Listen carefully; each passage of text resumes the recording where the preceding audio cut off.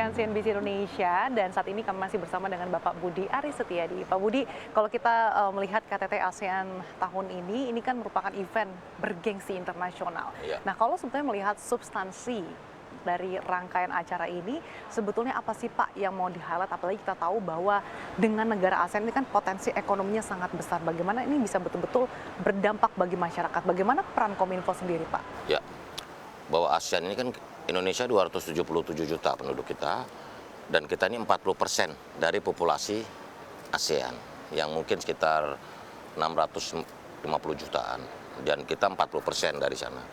Nah, potensi ekonomi ASEAN, makanya tema ASEAN 2023 ini adalah ASEAN Matters and Epicentrum of Growth, bahwa kita percaya bahwa ASEAN ini adalah pusat pertumbuhan ekonomi, kawasan yang solid, damai, dan juga bisa tumbuh bersama.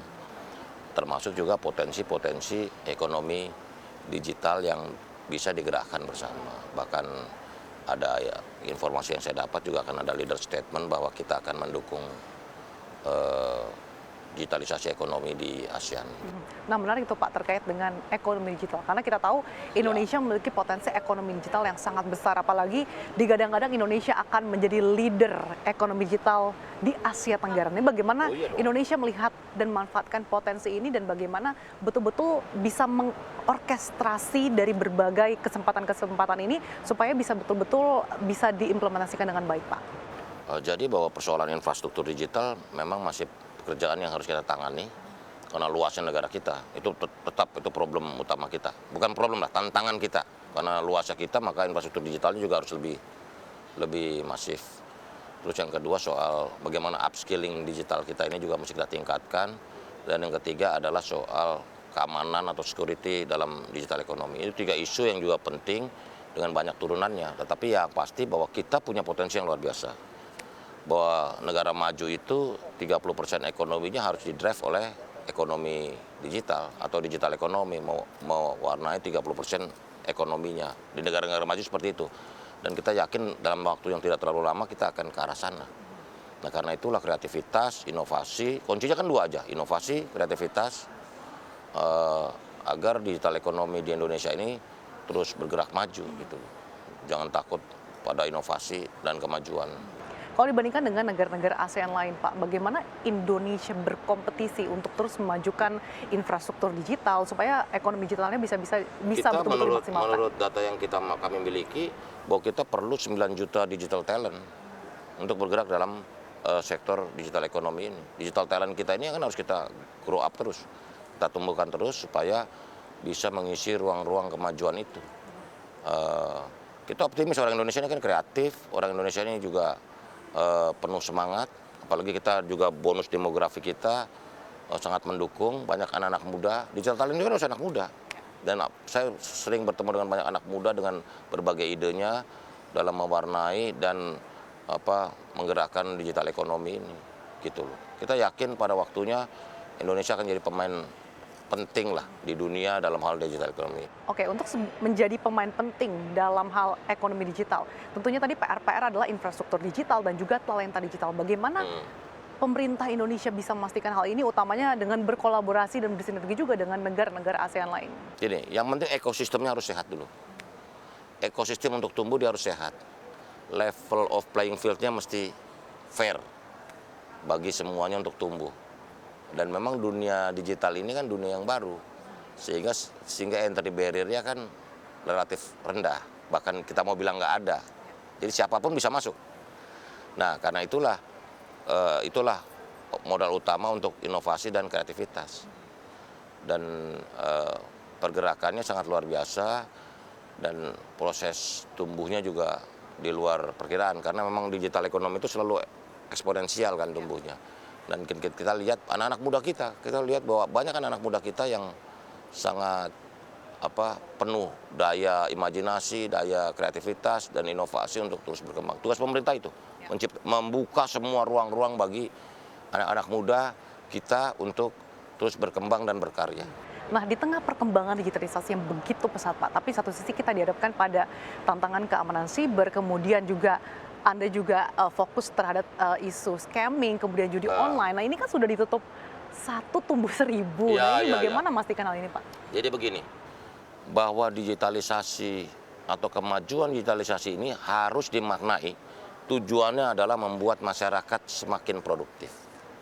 Jadi masyarakat harus semakin produktif, bukan jadi balik ke belakang, bahwa kita tidak bisa mengelak bahwa ada tantangan-tantangan seperti ruang digital ini diwarnai dengan maraknya judi online. Karena itulah pemerintah tegas untuk menutup, memblokir, men-take down semua situs-situs judi online atau kegiatan-kegiatan yang membawa atau menimbulkan daya rusak yang sangat berat bagi masyarakat. Ini yang judi online ini kan yang korbannya masyarakat. Tapi kan sebenarnya kalau kita tarik kan tidak hanya bersumber dari Indonesia, tapi ternyata ada kerjasama dengan internasional. Bagaimana Kominfo memastikan hal ini, Pak? Ya kita yang pasti sebenarnya gini, kita akan terus serius untuk menutup dulu. Saat ini kita menutup seluruh akses atau situs yang bermuatan perjudian. Kita akan tutup. Nanti kita lihat dinamikanya seperti apa. Kita juga sadar betul bahwa di Indonesia kan masih dilarang. Walaupun negara-negara ASEAN udah enggak, di Thailand udah legal, di Kamboja legal, di Singapura legal, di Filipina legal gitu loh. Ini kan juga kita harus melihat perkembangan zaman, karena kan kemajuan teknologi ini judi udah lintas, udah borderless kan. Digitalisasi ini kan borderless intinya, udah nggak ada batas-batas negara. Nah tinggal bagaimana kita ngejaga ini semua. Gitu. Nah beberapa waktu lalu kan Anda juga ke G20 di India. Bagaimana isu-isu yang berkaitan dengan ekonomi digital dan juga infrastruktur digital, ini apakah akan dibawa juga Pak di alignment of KTT ASEAN 2023? Isu-isu apa saja yang di-highlight? Ya, yang pasti bahwa tadi ada informasi bahwa akan ada leader statement tentang komitmen bersama dalam digital ekonomi. Ini kan tantangannya sangat berat di kedepan hari, penuh tantangan, penuh kemungkinan gitu. The art of possibility-nya tinggi karena dunia digital ini dunia yang betul-betul luar biasa. Bagaimana kita bicara soal etik dari AI. Gitu loh. Kan kita bisa bicara etik, digital culture, ya kan? Ini juga harus kita maknai buat kemajuan bangsa ini, Indonesia ini. Komitmen bersama ini dengan negara-negara mana saja, Pak? Yang di ASEAN ya dengan negara ASEAN. Coba kita juga kerjasama, misalnya Jepang juga bicara dengan data free flow with trust, ya. Juga negara-negara lain yang pasti arus data, arus informasi akan semakin terbuka, semakin cepat kan. Kecepatan, keterbukaan kan jadi luar biasa. Dan juga pemerintah juga sedang mencanangkan sistem pemerintahan berbasis elektronik yang artinya digitalisasi juga akan mewujudkan pemerintahan yang pelayanannya semakin cepat kan gitu untuk masyarakat. Apa sih Pak tantangannya yang dihadapi oleh Indonesia ketika kita berbicara soal digitalisasi yang saat ini sudah borderless, Pak? Begini, kan dalam digitalisasi itu kan digital culture penting. Di situ juga ada digital ethic kan. Nah ini kan beberapa hal juga. Kayak fenomena AI baru, ChatGPT ini kan digital etiknya gimana nih gitu loh. Karena ada nilai-nilai baru. Selalu perkembangan lompatan kemajuan zaman itu selalu ada value baru yang harus adjustment dengan kondisi masyarakat. Bagaimana peran Kominfo dalam menghadapi berbagai dinamika yang ada? Kita kan terus menarasikan literasi digital, kita terus memberikan pemahaman kepada masyarakat bahwa ruang digital ini harus membuat kita lebih produktif, buat kita lebih maju, bukan jadi kita lebih terbelakang atau mundur. Gitu. Nah bagaimana sosialisasi kepada masyarakat? Terus kita kan melakukan literasi digital, sudah hampir 22 juta orang kita literasi dan akan terus. Pokoknya kita ingin memberikan semangat kepada seluruh masyarakat Indonesia bahwa ruang digital ini harus kita maknai lebih produktif. Bahwa kita Indonesia akan menjadi negara maju gitu. Kalau warganya, masyarakatnya menggunakan kemajuan digital ini untuk meningkatkan produktivitas masyarakat. Termasuk sosialisasi bagaimana nanti hasil pertemuan dari KTT ASEAN ini betul-betul bisa dimaknai bukan hanya sebagai pemberitaan Pak, tapi juga hasil betul-betul bisa dirasakan oleh masyarakat. Kita kan harus bertumbuh bersama sebagai kawasan dan ASEAN ini kan kawasan yang stabil dan damai. Jadi kita lebih concern pada isu-isu ekonomi karena kita punya potensi bersama, kita tumbuhkan bersama letak kita yang sangat strategis dan juga potensi yang kita miliki. Apalagi dengan perkembangan teknologi digital yang makin cepat, makin pesat. Apa sih Pak persamaan ataupun perbedaan dengan Indonesia yang sudah menggelar KTT ASEAN 2 kali terakhir di Labuan Bajo dan saat ini di Jakarta? Ya ini kan puncak keketuaan kita ya. Indonesia tahun ini menjadi ketua di tahun 2023 gitu. Lalu apalagi Pak yang ingin di-highlight dari pertemuan-pertemuan baik saat di Labuan Bajo maupun di Jakarta di tahun ini? Eh, bahwa nanti kita mengharapkan bahwa ASEAN ini, fondasi ASEAN ini harus lebih kokoh, kerjasama ini lebih kokoh di banyak sektor, sehingga kita bisa sebagai kawasan kita bisa bergerak, tumbuh dan makmur sejahtera bersama. Nah, ini kan dihadiri 22 negara termasuk Mitra-mitra strategis ASEAN seperti Jepang, Korea, Cina, India, Amerika, Eropa, itu kan mitra-mitra strategis ASEAN. Gitu. Nah, ini menarik Pak, ada mitra strategis Amerika Serikat dan China. Bagaimana Oh, iya, Pak. Indonesia memberikan karpet merah untuk dua negara yang saat ini masih Kita harus akui bahwa Setegak. saat ini terjadi perlombaan teknologi yang sangat serius di antara dua negara ini. Tapi kan posisi Indonesia, posisi ASEAN kan bukan dalam blok tertentu. Kita juga paham, sadar betul bahwa Amerika pusat inovasi Ya. dunia. Dan tapi juga Cina juga dengan teknologinya yang juga perkembangan teknologi yang luar biasa juga sangat besar. Dan kita kan tidak memblok, tidak. Bagaimana Indonesia mengambil momentum ini Pak? Karena Justru ini kan itu kita kedua kerjasama negara dengan yang semuanya. juga Kita juga sadar bahwa Cina ini juga ingin membagi pengalamannya, bagi kemajuannya bagi kawasan ASEAN. Makanya ada pertemuan begitu juga dengan negara-negara maju lainnya. Tapi yang pasti spirit kita, semangat kita, khususnya ASEAN adalah kebersamaan, kedamaian. Karena sesuatu itu kalau berlangsung dengan baik dia akan langgeng. Karena kan tidak ada yang jomplang, semuanya setara dalam kebersamaan, dalam kesetaraan untuk sama-sama tumbuh dan maju bersama. Adakah rencana kerjasama mungkin terkait dengan memperkuat ekosistem digital Pak dengan Oh iya dong, negara-negara ASEAN ini? beberapa hari yang lalu saya dengan China Mobile juga bicara. China Mobile itu kan operator mobil seluler terbesar di dunia ya. Ya.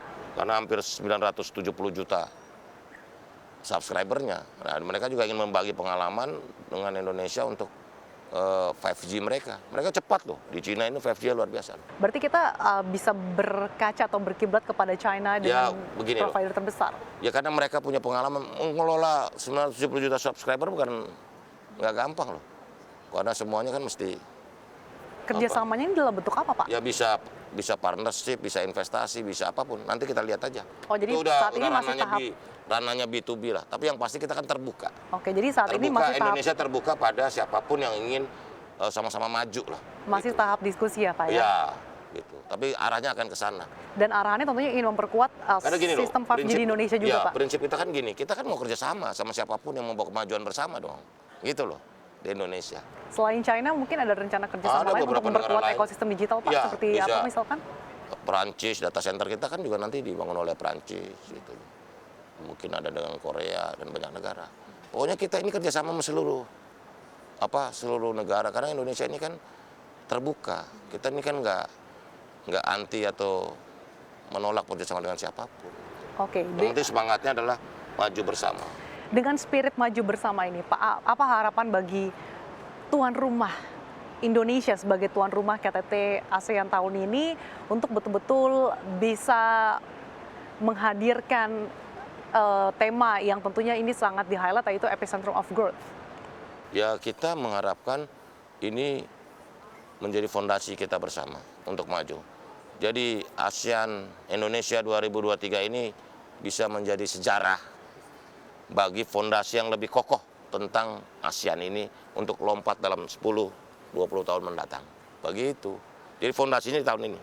Kita harapkan bersama semoga KTT ASEAN 2023 bisa menjadi Jadi tonggak tonggak untuk fondasi yang cukup lompatan kuat kita. ya Pak, untuk lompatan Indonesia menjadi negara yang ASEAN lebih maju 10-20 tahun dan ke depan. mandiri. Terima kasih Pak Budi atas waktunya, sehat selalu untuk Anda Pak. Terima kasih. Terima kasih. Sesa.